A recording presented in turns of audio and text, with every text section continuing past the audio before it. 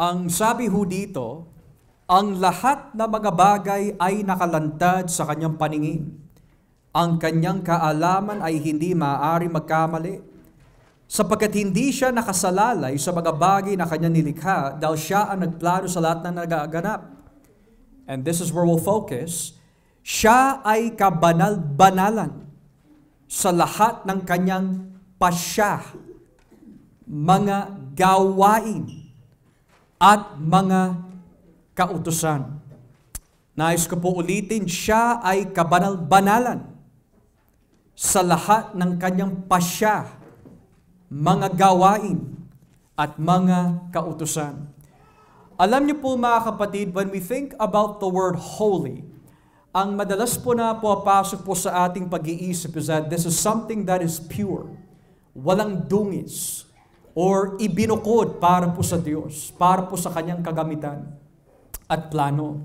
Bukod pa ho dito, when we think about the word holy, holy ay tumutukoy po to that which is pure,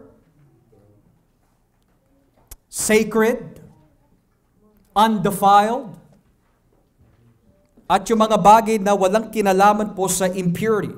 Subalit makikita ho natin mamaya kung lolobin po ng Diyos that may tatlong bagay na binabanggit po dito sa ating confessions kung saan nakikita ang kabanalan po ng Diyos. Unang-una, nabanggit po dito, makikita ang kanyang kabanalan sa kanyang mga pinapasya. And then, sa kanyang mga gawain at sa kanyang mga kautusan.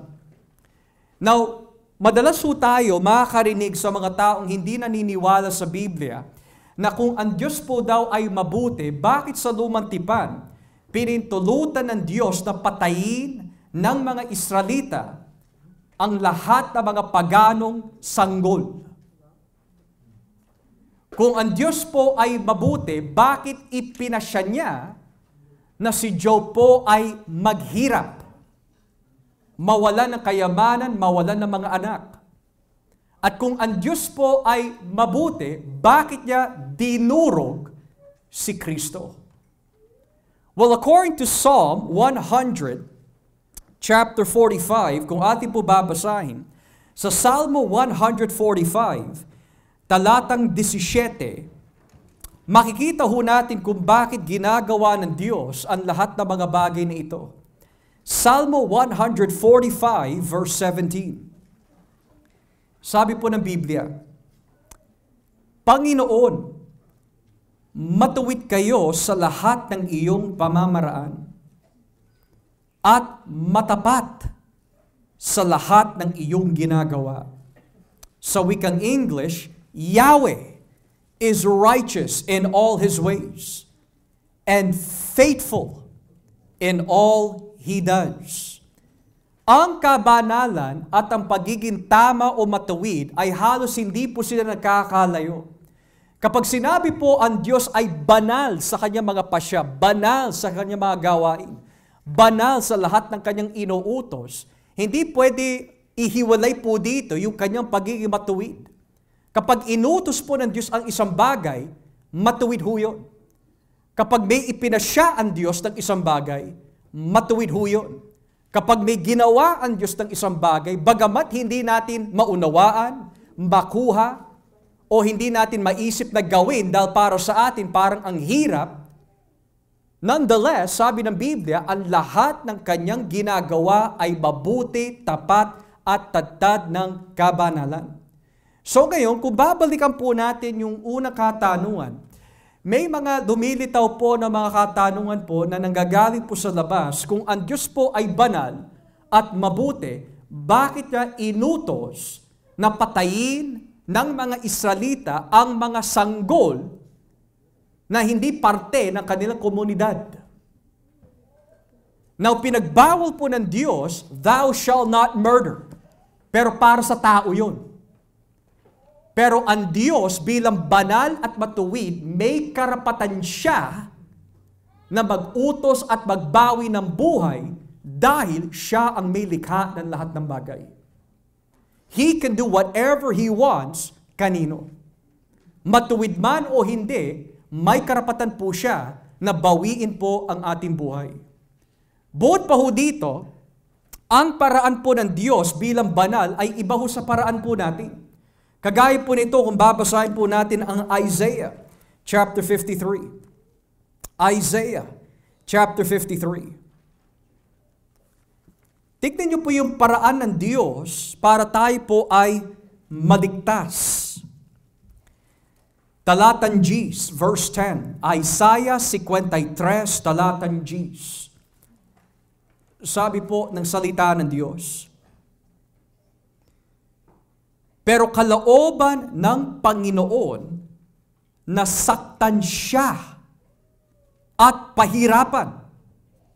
Kahit na ginawa siyang handog ng Panginoon para mabayaran ang kasalanan ng mga tao, makikita niya ang kanyang mga lahi at tatanggap siya ng mahabang buhay at sa pamagitan niya ay matutupad ang kalooban ng Panginoon. Now in English, it is much more explicit. Yet it pleased the Lord to crush him. Nang ibig sabihin sa isang literal na salin, natuwa ang ama na pahirapan ang anak dahil ito ay kanyang kalooban. Now, sino ho dito, bilang isang magulang, matutuwa ka na pahirapan ang iyong anak? On a human level, wala.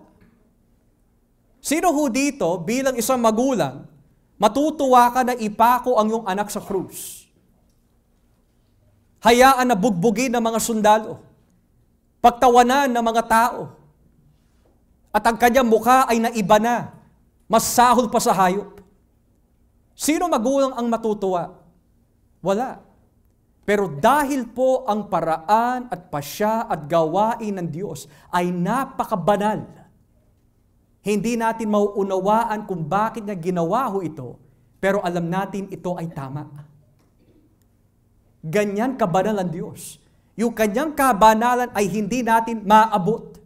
Hindi natin maunawaan. Hindi natin makukuha. Bakit hindi na lang inalis ng Diyos ang kasalanan sa ibang paraan? Bakit ganito? Dahil ito ang kanyang disenyo. Ito ang kanyang pasya. And the fact na sinabi ng Biblia, natuwa ang Diyos na pahirapan ang kanyang anak, is a testament, isang patotoo, tungkol kung gaano ho siya kabanal. Nang ibig sabihin, mahal ng Diyos ang kanyang anak na si Jesus, pero dahil siya ay banal, hindi niya palalampasin ang kasalanan. So yan po ang isang bagay na hindi ho natin makukuha. Pero yet, sabi nga na ating mga kapatid, siya po ay kabanal-banalan sa lahat ng kanyang mga pasya. Isa pa ho dito, si Joseph. Natatandaan niyo po ba yung nangyari kay Joseph? Hindi yung ama ni Kristo sa laman, kundi si Joseph, anak po ni Jacob. Wala siyang ginawa sa kanyang mga kapatid, pero hinagis po siya sa bangin. Ipinagbenta sa mga tradesmen. Tapos ibinenta sa Egypt. Tapos kinulong dahil pinagbintangan po siya. And yet, ipinasya ng Diyos na mangyari ang mga ito, hindi para mauwi sa kasamaan, kundi basahin po natin ang Genesis chapter 50. Genesis chapter 50. Talatang 20. Genesis chapter 50, verse 20. Sabi ho dito, totoong nagplano kayo na masama sa akin, pero pinlano na ng Diyos na magdulot iyon ng kabutihan na siyang nagligtas ng marami sa inyo sa taggutom. You intended to harm me. In other words, pinintulutan ng Diyos, ito ay mangyari kay Jose. But God intended it for good, to accomplish what is now being done, the saving of many lives. So yan po ay isa sa maraming halimbawa na may mga pinitulutan ng Diyos na may mangyari po sa ating buhay na parang ang dating sa atin, ang hirap, ang sama. Pero dahil po siya ay banal na matuwid, pinapahintulutan po niya na maganap ang mga bagay po na ito para lalo po tayo mapabuti. Na lumapit lalo sa Kanya. Dahil maging aminado po tayo mga kapatid, buhat pa ho sa pagsubok, kapag may inuutos po ang Diyos sa atin na mga utos, mahirap. May mga inuutos po sa atin na mabigat. Halimbawa, magpatawad. Halimbawa, magpakumbaba. Halimbawa, isuko ang isang bagay. Sa atin, ang bigat. Pero sa kabanalan ng Diyos at sa Kanyang pasya, ito po ay para sa ating ikabubuti. At sa gayon, ayon po sa kahuli ng teksto na nais ko po ipakita sa atin, ayon po dito sa Hebreo, Kapitulo 12, Hebreo Kapitulo 12, ang pagdidisiplina ng Panginoon sa bagaytong paraan ay nagbibigay po ng kabanalan sa atin. Hebrews chapter 12, beginning at verse 7. Hebrews chapter 12, verse 7. Kapag tayo po ay tinutuwid sa paraan po ng Diyos, para po ito sa ating kabanalan. Hebreo 12, talatang 7. Tiisin nyo ang lahat ng paghihirap bilang pagdidisiplina ng Diyos sa inyo. Dahil itinuturing niya kayo mga anak. Sino bang anak ang hindi dinidisiplina ng Ama? Kung hindi kayo dinidisiplina ng Diyos gaya ng pagdidisiplina niya sa lahat ng anak niya, hindi kayo mga tunay na anak, kundi mga anak sa labas. Kahit ang mga ama natin dati o dito sa lupa ay dinidisiplina tayo, at sa kabila nito, iginagalang natin sila. Kaya lalong dapat tayong magpasakop sa pagdidisiplina ng ating Ama na nasa langit para maging mabuti ang pamumuhay natin. Sa maikling panahon, dinidisiplina tayo ng mga ama natin dito sa lupa ay sa inaakala nila mabuti. Ngunit ang pagdidisiplina ng Diyos ay lagi para sa ikabubuti natin upang maging banal tayong gaya niya. Habang dinidisiplina tayo, hindi tayo natutuwa kundi nasasaktan. Ngunit ang ibubuga naman nito sa bandang huli ay ang mapayapa at matuwid na pamumuhay. Sa gayon, yung sinasabi po na ating mga kapatid, siya ay kabanal-banalan sa lahat ng kanyang pasya, mga gawain at mga kautusan, ay isang patotoo mula sa Biblia na talagang bagamat hindi natin maunawaan ang lahat ng pamamaraan, pasya at utos ng Diyos, pero alam ho natin mga kapatid kung ito po sa kanyang biyaya ay susundin ho natin, tayo po ay mapapabuti. Dahil siya ay matuwid, banal sa lahat ng kanyang ginagawa.